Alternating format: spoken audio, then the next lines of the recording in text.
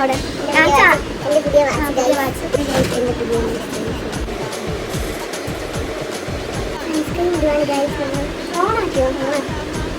കണ്ണെഴുതാം. കണ്ണ് ഞാനാണ് എഴുതി കൊടുക്കണേ.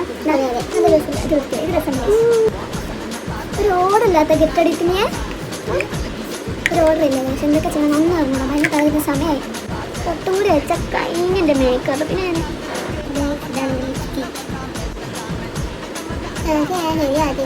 എങ്ങോട്ടാ പോകുന്നേ? പള്ളിയിൽ ചോറുന്നേ.